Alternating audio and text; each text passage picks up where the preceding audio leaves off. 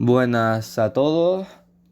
Hoy tenemos una nueva sección, todo y nada sobre historia, en la que vamos a tratar efectivamente la historia. Empezaremos sobre todo con historia de España, historia contemporánea de España desde el siglo XIX. Intentaré que no sea muy tostón y pondré imágenes y eso para amenizar un poco, porque sé que la historia puede ser un poco difícil, al menos de entender sin tener que aburrirse mucho. Así que voy al grano y empezamos ya. Empezamos el 27 de octubre de 1807.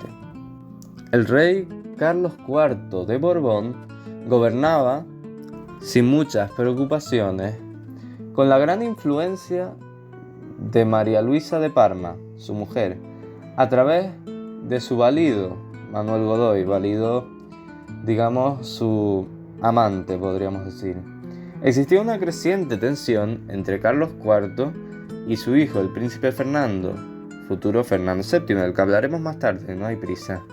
Muchos monárquicos apoyaban a Fernando VII para quitar a Godoy del poder.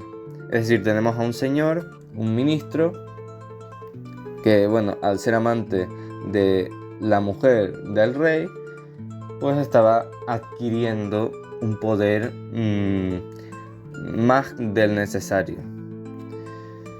Por tanto, este día, el 27 de octubre de 1807, Manuel Godoy, que recordemos es el valido de Carlos IV, representado por su plenipotenciario, el Consejo de Estado y Guerra, Eugenio Izquierdo, firma con Gerard Duroc, representante de Napoleón, el Tratado de Fontainebleau, en el que se estipula la invasión militar conjunta franco-española de Portugal, para lo que se permite el paso de tropas francesas por territorio español, siendo así el antecedente de la posterior invasión francesa de la península ibérica y de la Guerra de la Independencia. Tranquilidad, que ahora vamos a eso.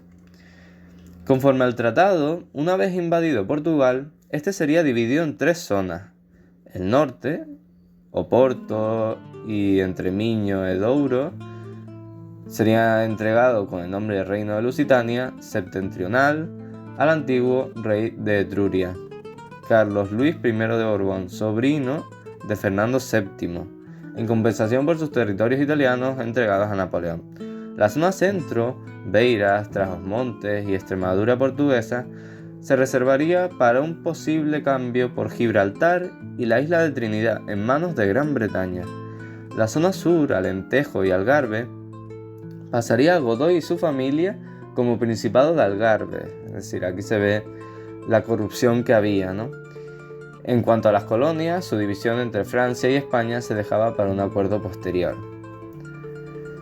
Las tropas francesas que cruzaban España fueron ordenadas por parte de Napoleón a invadir también el país español. ¿Vale? Esto es la pequeña trampa que había preparada, en la que ahora profundizaremos un poquitito más, claro que sí. Bueno,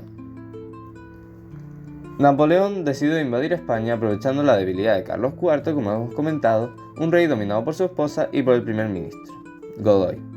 La excusa fue la negativa de Portugal a secundar el bloqueo continental contra Inglaterra, decretado por Napoleón.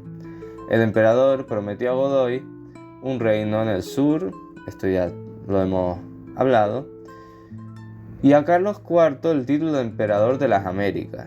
Es decir, bueno, una estafa, básicamente. Los franceses invadieron Portugal y se instalaron en varias ciudades españolas. El temor a que los franceses se apoderaran de España hizo que en marzo de 1808 los seguidores del príncipe Fernando organizaran el Motín de Aranjuez. Godoy fue destituido y Carlos IV abdicó en su hijo Fernando VII. En abril de 1808 se produjeron las abdicaciones de Bayona. Napoleón requirió la presencia de la familia real española y obligó a abdicar a Fernando y a Carlos. Y ahora empieza lo interesante. El 2 de mayo de 1808, El pueblo de Madrid se sublevó contra la presencia de las tropas francesas.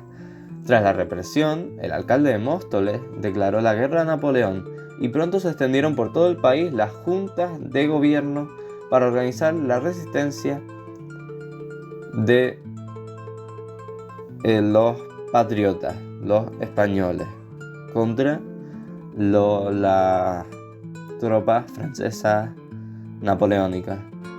Hay que recordar que al abdicar Carlos IV y Fernando VII, el poder, es decir, el trono español, pasó a José I Bonaparte, hermano de Napoleón, que sería llamado Pepe Botella por un pequeño problema de alcoholismo. Los partidarios de expulsar a los franceses se unieron en torno a la Junta Central, es decir, recordemos que había unas juntas esparcidas por todo el territorio español y se forma una Junta Central para llevar a cabo todo en Madrid, para llevar a cabo la estrategia de los patriotas contra los afrancesados. Ahora lo veremos. El 19 de agosto de 1808, el ejército de Andalucía, al mando del general Castaño, venció a los franceses en Bailén. Esta derrota de los franceses es muy importante porque es la primera derrota de Napoleón en Europa. Es decir, algo histórico. Como hemos dicho, tras esta derrota en Bailén, José I Bonaparte abandona Madrid y las fuerzas francesas levantaron el sitio de Gerona y Zaragoza. Pero en diciembre el propio emperador entró en España con su ejército y restituyó a su hermano en el trono. Ante esta situación, el pueblo opuso resistencia con la guerra de guerrillas, que implicó a toda la población en el acoso a los invasores. Entre los guerrilleros destacaron Espos y Mina y el cura Merino y el empecinado. Los llamados afrancesados aceptaron a José Bonaparte y colaboraron con él en la elaboración de la Constitución de Bayona y en la promulgación de una legislación liberal que suprimió los derechos feudales y la Inquisición, entre otras medidas. Los franceses volvieron a sitiar Gerona y Zaragoza, que cayeron tras una larga resistencia. Como en Madrid estaba José I Bonaparte, se produce una disolución de la Junta Central, que se encontraba en Madrid, y se establece una regencia en Cádiz. Las Cortes de Cádiz aprueban la Constitución de 1812, la PEPA, que ya lo trataremos en otro vídeo, y José I Bonaparte tiene otra derrota en la Batalla de Vitoria y huye a Francia, en la Batalla de San Marcial, que es la última derrota francesa.